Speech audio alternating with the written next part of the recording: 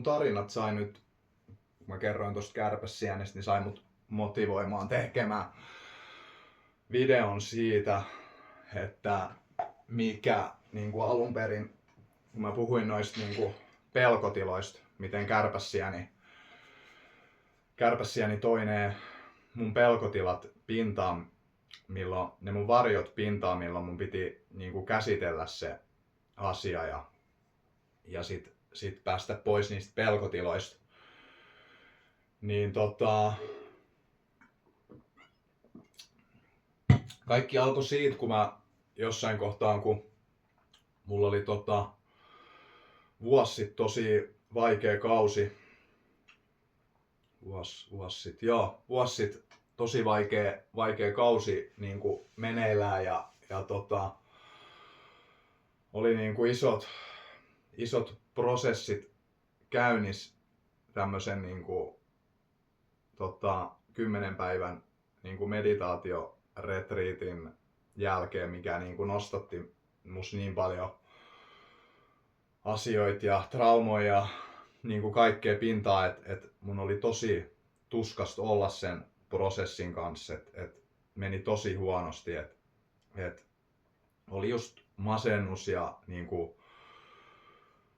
että ei päässyt ylös ja niin kuin, ja sitten oli niitä niin kuin pelkotiloja tuli kans, että mitä oli jäänyt muu sieltä huumemaailmasta, kun siellä piti olla koko ajan niin tarkkana ja varovainen ja sitten niin kuin sitä alkoi pelkäämään kaikkea, kun siellä kävi niin hurjia asioita.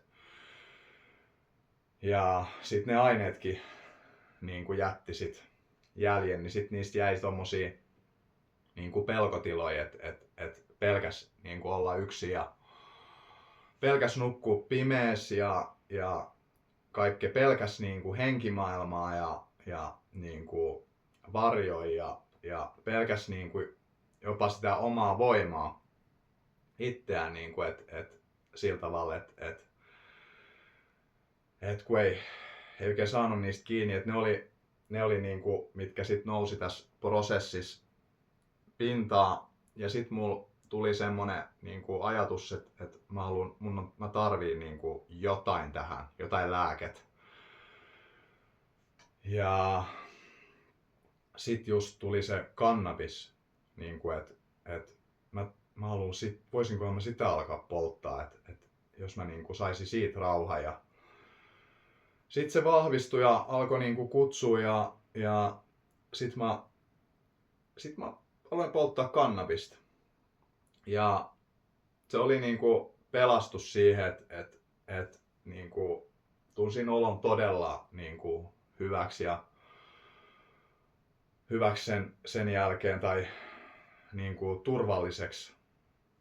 Että se oli semmonen, mut että mitä kauemmin mä jatkoin sitä polttelua, niin se mul tuli niin kuin epämukava tunne siitä ja oikeastaan tosi epämukava tunne, kun se nosti ne mun pelkotilat tosi voimakkaasti pintaan. Et joo, mulla oli ollut niitä pelkotiloja, mutta ne oli jotenkin puolivälissä tuolla, että vaikka sitä pelotti, niin niistä jotenkin selviytyi.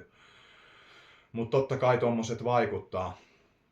Niin sit mä poltin ja jossain kohtaa se nosti ne niin pintaa, että mä olin jossain niin kuin toisessa todellisuudessa, että rummut alkoi paukkuu seinillä ja mä näin niin kuin varjoja ja niin kuin kummituksia ja tunsin niin kuin outoa niin kuin energiaa mun kentässä ja ympärillä ja niin kuin sit mä ajattelin, että mitä vittua tää on, että ei tää ole todellista niinku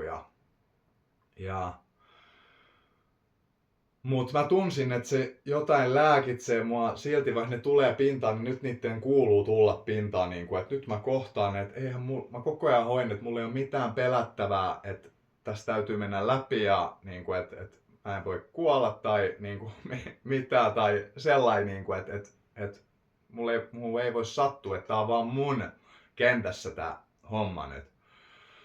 Ja mun pitää päästä siitä läpi ja mä sit poltin, mut sit ne meni niin rajuksi, että mä huomasin, että se vaikuttaa mun niin kuin käyttäytymiseen sit seuraavan päivänäkin, kun on noita kokemuksia jotenkin tosi säikkynä niin kuin kaikesta ja sellainen varovainen ja sitten oli kans osittain se siellä itselle, että mä en voi puhua tästä kellekään ja kaikkea, kun mulla oli toi oma toipumismatka ja niin kuin raittius ja puhtaus ja sitten tuli kannabis. Mä ajattelin, että mitä mä teen, niin kuin, että mä yhtäkkiä polttelen taas ja jotenkin semmoinen olo, että mä teen jotain väärää, niin se kans muutti sitä, että mä käyttäytyisin oudolla tavalla ja sit ihmiset, jotka siinä oli silloin ympärillä, niin sanos, että mä muuttusin niin kuin tosi paljon ja sit totta kai mitä tunnetiloja mä käsittelin sillä, niin totta kai se vaikuttaa, että sitä oli niin prosessissa jo muutenkin tämän niin kuin meditaation jälkeen. Niin mä lopetin sitten sen kannabiksen ja joo. Tämän niin kuin kannabiskokeilun jälkeen niin mä olin sitten ihan selvinpäin ja semmotti jonkun aikaa ja annoin sen niin kuin kokemuksen niin kuin laskeutua. Mä ajattelin, että se ei vaan sovi mulle, että siinä on joku semmonen juttu. Mut sit jatkuvasti niin kuin tietyn ajan välein sitä kannabista tuli mun eteen niin kuin semmosissa paikoissa, missä ei todellakaan odottaisi, että se niin kuin tulee eteen. Ja sit otti sitä ja se sama niin kuin jatkus, että sieltä tuli niitä, mutta ei niin vahvasti enää niin kuin tullut semmosia olotiloja.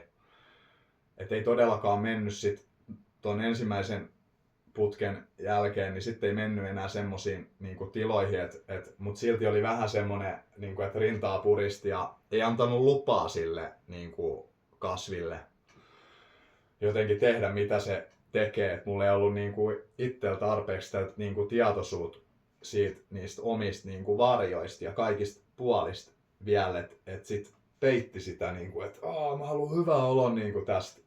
Vaikka nimenomaan nämä olot, kun se nostattaa tommosen niin kuin pahan tripin pintaan, niin ne on niitä niin kuin lääkitsevimpiä kokemuksia, mistä pitää olla kiitollinen. Niin kuin mä oon nyt.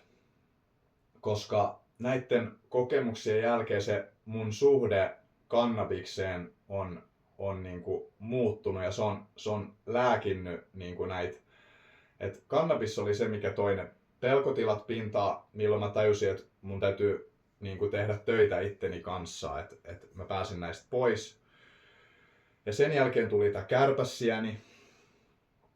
Ja sit siinä meni jonkun aikaa eteenpäin ja niitä pelkotiloja ei sit enää ollut eikä sitä masennusta.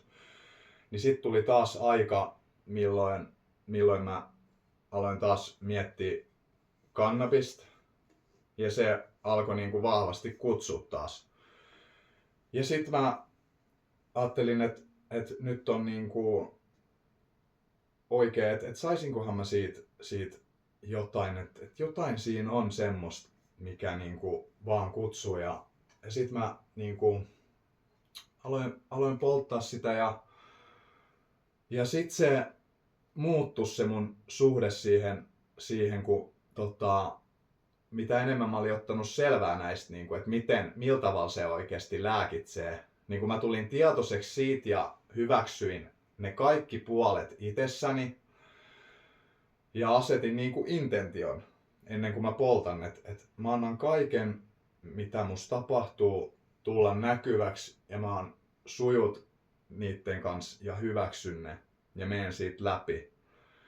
Niin tää muutti mun suhteen kannabikseen ja ne tommoset tilat on mennyt ohitse, että mun suhde kannabikseen on nykyään niinku ihan erilainen ja se ei niinku oo mitään pakenemista ja miten mä oon huomannut sen, niin kannabiksella ei pysty paeta itseään, kun se tuo ne niinku jos sä lähdet pakeneen, niin se tuo ne jutut pintaan, milloin sulla tulee tosi epämukava olo. niin sun täytyy hyväksyä ne ennen kuin sä voit polttaa sitä ja olla sujut sen kanssa.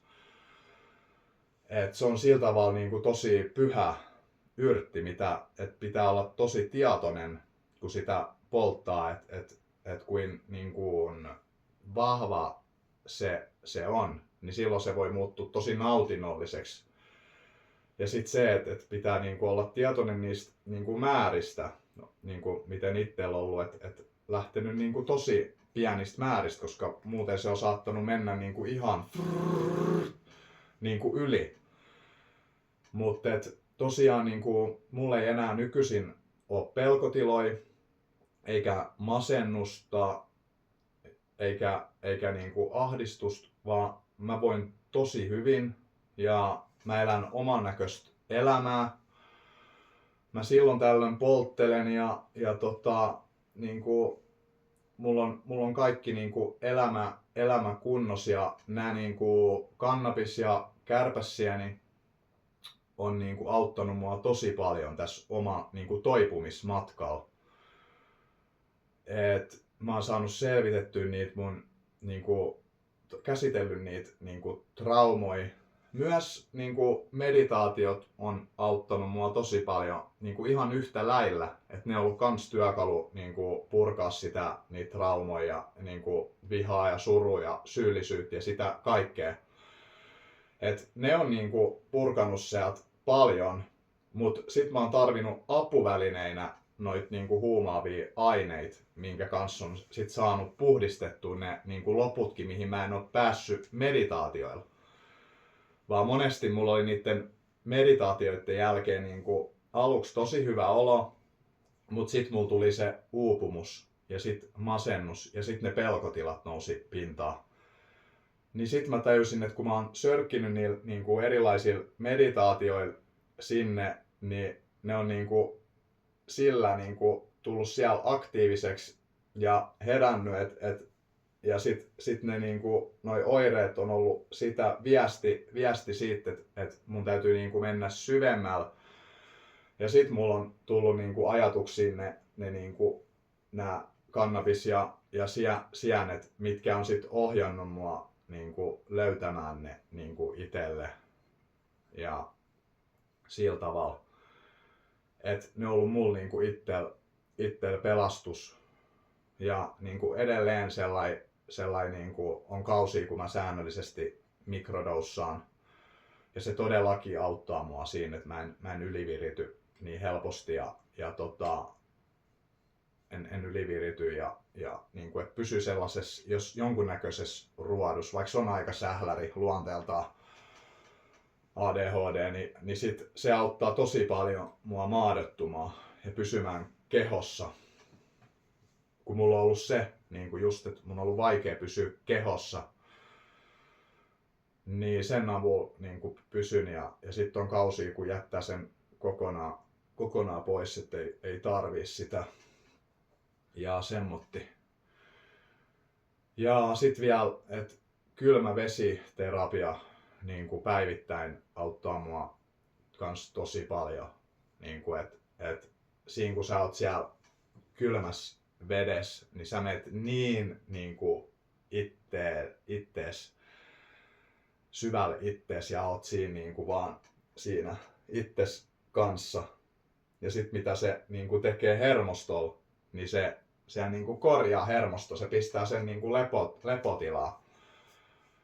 Milloin mua ei ala stressaa asiat ja niin kuin, mä en oo hermostunut ja semmonen yliaktiivinen, että se auttaa. Nämä on kaikki niinku nämä niinku kompot, mitä on niinku yhdistänyt siihen omaan arkeen, niin ne pitää mut tosi hyvässä niinku kunnossa. Et mä oon vihdoin alkanut elämää ja sit oman näköistä elämää. Ja sit, et mulla on se, että mua ei niinku koko ajan vähemmän se, että mua ei kiinnosta enää niinku, että mä elän just oman näköistä elämää enkä muiden näköistä elämää ja mä en miellytä niinku ihmisiä ainakaan niin paljon ja semmotti, että mä oon päässyt niinku eteenpäin näitten ansiosta ja tiedän, että mä oon oikealla polulla.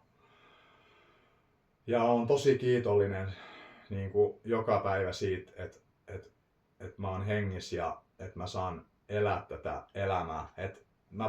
Mä voin tosi pahoin ennen, että mä käytin joku 12 vuotta niinku huumeita, kovia huumeita ja se semmotti, että siinä on ollut, tässä on ollut niinku pitkä matka niinku tähän tilaan, missä mä oon nyt, ja nämä kaikki, mistä mä puhun, niin niinku auttaa mua tosi paljon.